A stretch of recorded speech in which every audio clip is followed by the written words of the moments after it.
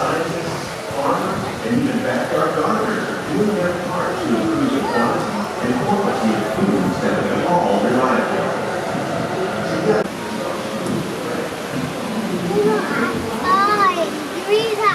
Yeah. The tropics are home to the greatest diversity of plants on the planet. Many of these, like papaya, bananas, cacao, coffee, and rice, are well known around the world.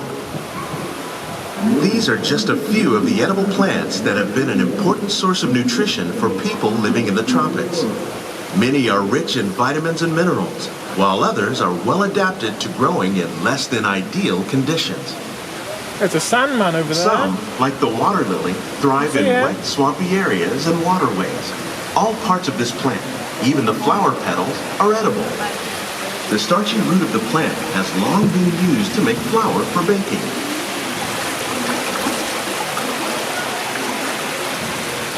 One day, many of these lesser-known tropical plants may be as important as the bananas growing on both sides of the boat. More than 28 million tons of bananas are eaten annually, making it the most popular fruit in the world.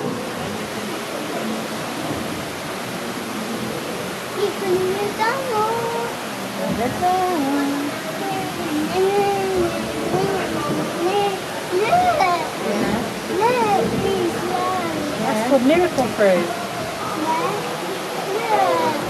Bananas there. Nanny's got banana in her garden. Look, there they are. See the bananas? See them growing? There are bananas. Nanny's got bananas in her garden. There you go. When we mention farming, Fish. you probably don't think of fish. But fish farming, or aquaculture, accounts for nearly half of all the seafood consumed globally. Tilapia, bass, and catfish, like the ones you see here, are three of the more popular crops raised by fish farmers.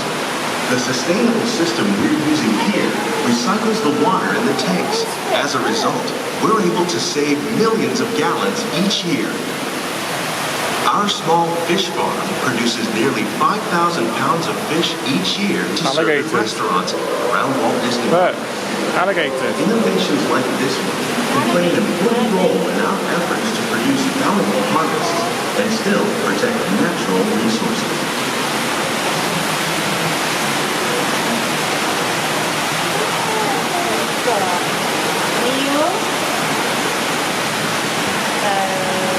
Shrimp.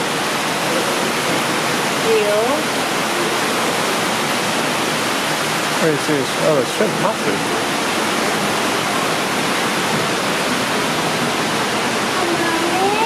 Bananas, yeah. While there are more than 50,000 edible plant species in the world, most of us are only familiar with the handful that make up our everyday diet.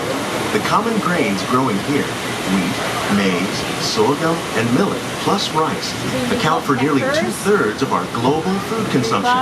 Learning how to increase yields of these staples is an important goal of research around the world.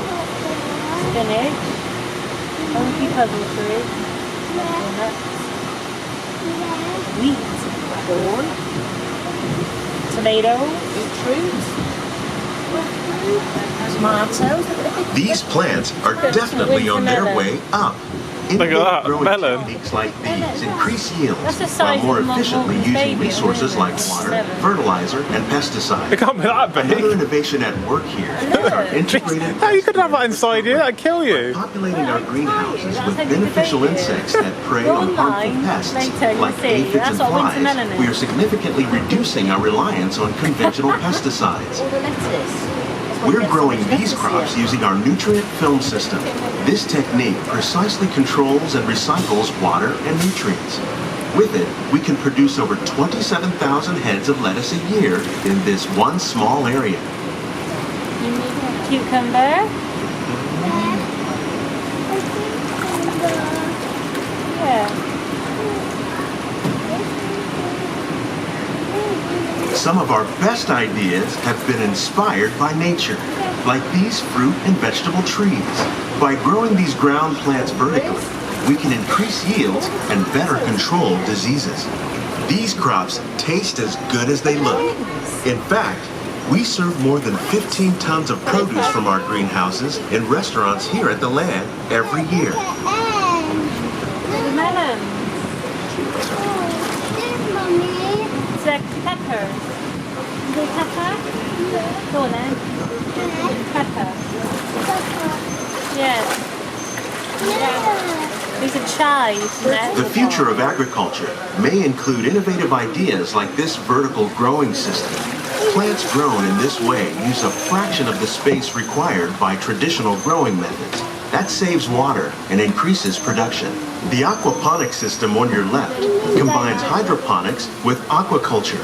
The fish provide a natural source of fertilizer for the plants, and the plants help keep the water clean for the fish. It's another great way to produce more while using less. In our lab, Epcot scientists are working with the U.S. Department of Agriculture on a number of innovative projects.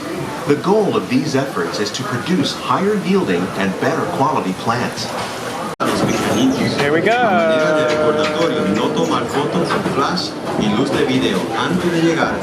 We're in the water.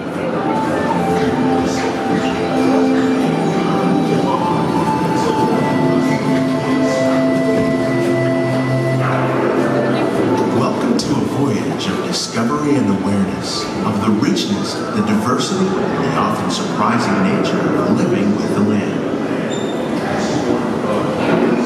Our journey begins as dramatic and sudden changes are sweeping over the land. The approaching storm may seem violent and destructive to us, but to nature, it's a new beginning in the cycle of life.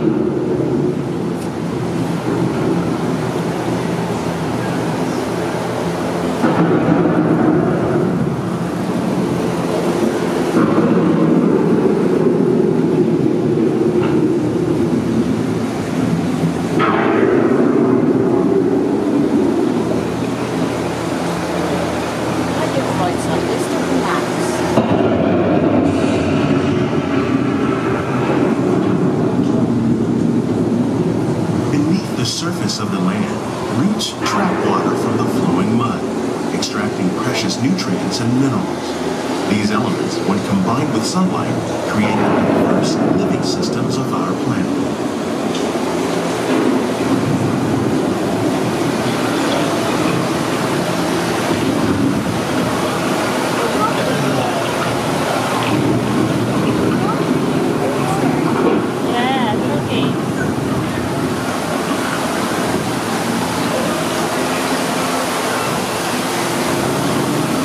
One of those living systems is the rainforest, home to the most amazing concentration of life on our planet.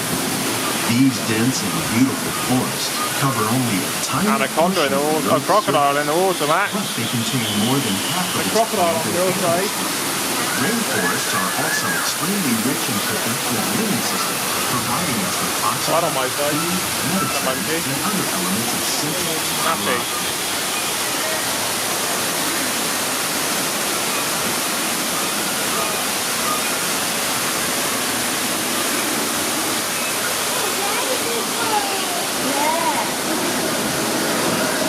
In the desert, nature has created a very different, no less beautiful living system.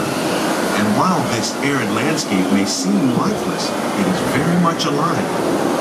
The plants and animals that have learned to survive in these harsh conditions make use of what little water they can find and avoid the scorching rays of the relentless sun.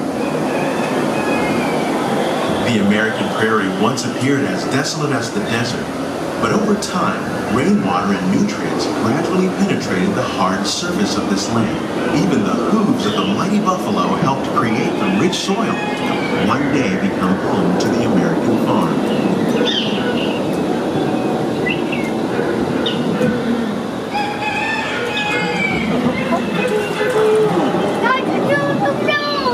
My neighbour's lost a shoe. Teddy up there. Is it Teddy? Of all the forces at work on the land, humans have had one of the most profound effects. The need to produce food for a growing world led to the enormous use and sometimes overuse of the land. In our search for more efficient ways to grow food, we often fail to realize the impact of our methods.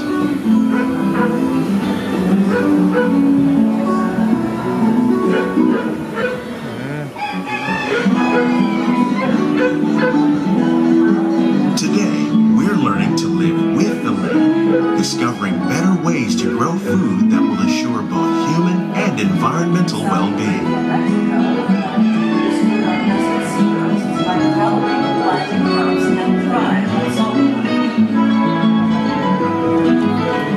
Here at Epcot, we're learning to reduce the need for pesticides by using natural predators like ladybugs and wasps to control pests. In Japan, we're learning that by adding composted leaves and other plant material to our soil, we can reduce the need for fertilizers. In farmlands across America, we're learning that by plowing under vegetation containing natural fertilizers, we can enrich the soil without the use of chemicals. In Saudi Arabia and Mexico, we're learning to produce food on desert seacoasts by developing and planting crops that thrive on salt. How will we meet tomorrow's growing needs for food production, yet still respect the needs of the land? Some of the answers are being discovered just ahead. To help us maintain these carefully controlled ecosystems, and for your safety, please remain seated in your boat at all times. Apple and cheese. Good boy.